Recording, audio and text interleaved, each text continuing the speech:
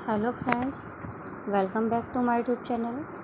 Friends, आज हम class 11 and 12 के बच्चों के लिए डेफिनेशन लेके आए हैं। हमारी फर्स्ट डेफिनेशन है अलंकार। वेरी इम्पोर्टेंट डेफिनेशन है, तो आइए इसको हम रीड करते हैं, फिर हम किस तरह से प्रेजेंट करेंगे आपको वो भी बताएंगे। ठीक है फ्रेंड्स, जैसे कि देखिए, हमारे ग्रंथकारों ने अलंकार की परिभाषा इस प्रकार दी है। विशिष्ट वर्ण संदर्भ अलंकार प्रचते, मीन्स अर्थात विशेष वर्ण समुदाय को अलंकार कहते हैं।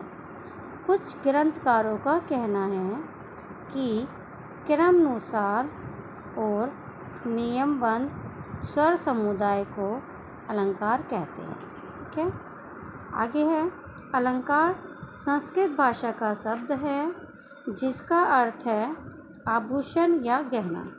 जिस प्रकार आभूषण या गहनों से हम अपने शरीर को सजाते हैं, उसी प्रकार अलंकारों से संगीतकार गायन और वादन को सजाते हैं। अलंकार क्या होता है? अलंकार एक नियमित क्रम में होते हैं। किसी भी अलंकार का अवरोह उसके आरोह का उल्टा होता है। जैसे देखिए, आरोह लिखा हुआ है सा रे गा मा पा धा नी सा। ये सा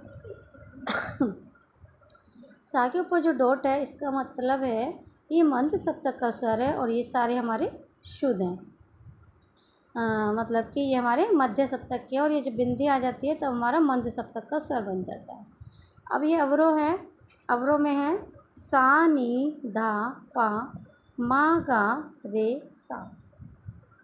अलंकारों का प्रयोग अलग अलग लय के आधार पर उल्टे या सीधे क्रम में होते हैं। जैसे सा रे गा मा पा, इसी तरह से हम लिख सकते हैं। अब आगे देखिए फ्रेंड्स, हमें क्या करना है दादरा डेफिनेशन में। अलंकार की परिभाषा में हमें आगे करना है, ऐसा अभ्यास करने से स्वर और लय दोनों सध जाते हैं। अलंकार शुद्ध स्वरों के साथ साथ कोमल स्वरों में भी बनाए जाते हैं। अलंकारों का अभ्यास रागों के स्वरों के अनुसार भी किया जाता है। अलंकार और पलटा दोनों एक ही चीज़ है। पलटा का अर्थ है उलटना। यह शब्द मुस्लिम काल में प्रचलित हुआ और उसी समय के ग्रंथों में यह मिलता है। अब अलंकारों का क्या महत्व है फ्रेंड्स, ये पढ़ते हैं। अलंकार का महत्व है, भरत मुनि जी के अनुसार वो अपने ग्रंथ नाट्य शास्त्र में लिखते हैं कि अलंकारों के बिना गीत वैसे ही प्रतीत होता है जैसे चंद्रमा के बिना निशा, जल के बिना नदी और फूल के बिना लता। भरत मुनि का कहना है कि अलंकार राग सौंदर्य का बहुमूल्य गहना है। अलंकारों के अभ्यास करने से स्वर ज्ञान बढ़ता है, लय की सही जानकारी मिलती है, गायन का कंठ सज जाता है और वादक की अंगुलियां साज पर सज जाती हैं। साज हमारा इंस्ट्रूमेंटल होता है। साथ ही साथ गायन तथा वादन दोनों में लोच और रस का समावेश हो जाता है। अंत में हम कह सकते हैं कि स्वरों का खेल ही संगीत में स्थान। तो फ्रेंड्स, अब देखिए, हमने डेफिनेशन पूरी रीड करी है। इसमें हमने रीड करने के बाद ऑब्जेक्टिव क्वेश्चन काफ़ी सारे निकल के आएंगे, लेकिन आपको जब एग्ज़ाम में 1 मार्क्स में या 2 मार्क्स में 3 डेफिनेशन या 1 डेफिनेशन आते हैं तो केवल आपको क्या प्रेजेंट करना है वो मैं आपको बताऊंगी। ठीक है फ्रेंड्स,